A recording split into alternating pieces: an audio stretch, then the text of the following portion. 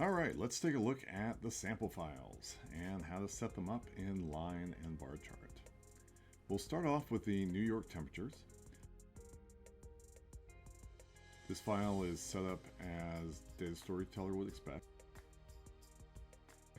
with column headers in row 1 and row headers in column A. And while it has several columns of data, we're only going to focus on 3: the header, the date, and the temperature min and max. To do this, I can select these 2 columns and click Apply Selection. I could also type it into this field, which can be easier if I've got data that isn't in adjacent columns. For example, if I did need to select column A for some reason. But I don't need to select it because it's the header, and Data Storyteller already knows we're using it because of this checkbox, which is on by default. So because it's the header and this is turned on, it's already included in the data set that we're using. So now we can go down to the preview window and see what this gives us. A basic line chart that fades on. And this is cool, but let's make some changes. We'll decrease the line thickness a bit. There are a lot of data points, so the thicker line isn't helpful. And we'll turn on Y grid lines so it's easier to see what the temperatures are. And let's take a look at animation. The 2-second fade on is fine, but I think it'll be a bit cooler if it draws on. And instead of drawing everything on at once, as we currently are, we can have the max and min lines draw on separately by selecting data series from this dropdown. So I think that's good. It's fairly basic, but it displays the data pretty nicely. However, one cool thing you can do is switch chart types once you've set everything up. For example, what if I'm curious how this would look as a bar chart? Well, go back to chart type, select bar, and go back to the preview and see what that looks like. Maybe that's better, maybe it's not, but it's a quick way of checking things out. All right, let's take a look at a different data set for line chart. Click on Select Files and load up the gas prices CSV. We'll open that. And we'll select line. We can see the data is set up how Data Storyteller expects it. Header is in row 1 and column A. However, the data series are the gas stations, not the dates. So we want to set data series R down here to rows. And we can go down to the preview to see what that looks like. And you'll notice an empty spot in the legend, which is over here. This is caused by the empty row in the spreadsheet. And this is a bug. It shouldn't be selecting empty rows like that, but that gives us a chance to deal with it. So we're going to break this up. We're going to exclude the empty row, and we're going to do that by typing into the Apply Selection field. So what I want to do here is set this to AJ5 and type in a comma and then go from A7 to AJ9. And if I apply that selection, you'll see I've now excluded that empty row and my legend looks like it should, with some problems with the text wrapping. Now let's make some other changes. We can come here to the color controls and set this to spreadsheet. And we're going to change the colors in the spreadsheet. So I can select my row here, go up to the paint bucket over here and select a color. And just keep doing that for each individual row.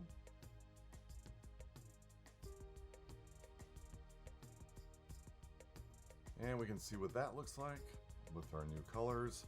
We can come over to Data Visuals and turn on data points. There's a lot of data points on these lines, so this gives us a little bit better visibility of what that looks like. And let's change some of the animation settings. So we'll go to Animation and select each series. And we're going to set the delay interval to 4. That will put 4 seconds between each series as it draws on. So one will draw on over 4 seconds, the next, etc. But we're going to set the fades on to 1, so it'll just fade on over 1 second. And then we'll set data stays on screen to fades off. And we're also going to set this to 4 seconds and set fade off to 1 second. And what this is going to do is have each line come on, stay on for 4 seconds, and then fade off when the next one comes on. And that's potentially cool, but what we'd really like is to see not only just the one that's being animated on, but also the ones that have previously animated on. And so a cool feature is minimum opacity. We'll set this to 30. And what's going to happen is as these other ones fade off, they won't fade off completely. So when the new line draws on, you'll still be able to see the previous lines. So this is just a very useful way of keeping data on screen sort of in the background so that you have a reference point for the new data that does animate on. And we all really need reference points when we're looking at data. So it's good to have data stay on the screen, but more in the background so that you can highlight new data as it comes on. All right, so I think we've covered line chart pretty well, at least for the sample files. Now let's move on to bar chart. Load the oil income CSV and select bar chart. As with the other data sets, this is set up as Data Storyteller is expecting it. If a data file isn't set up this way, you'll need to use the Dimensions panel to tell Data Storyteller how to interpret the data, and that'll be covered in a different tutorial. But all these are set up to make these tutorials a little bit quick and easier. The only change we're going to make here is to increase the bar width.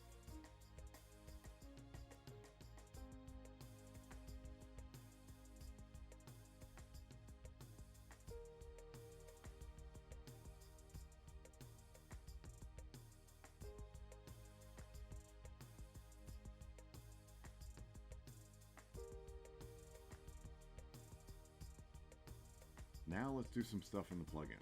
Click Save to go back to the plugin. And first off, let's change the background to transparent so I can see the video behind the chart.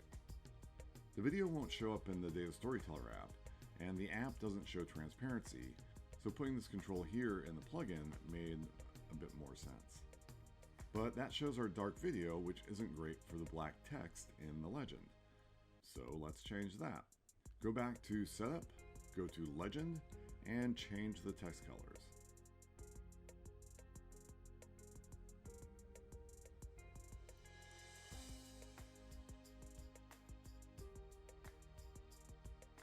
Save that, and that's going to look a lot better.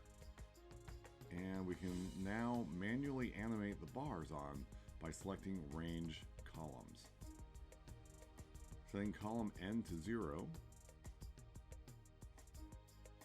setting a keyframe, then changing it to 8 someplace later.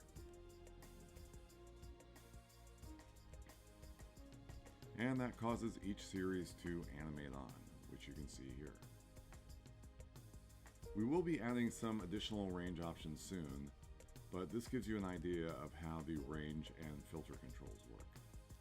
And part of the reason that the app and the plugin are kind of different components.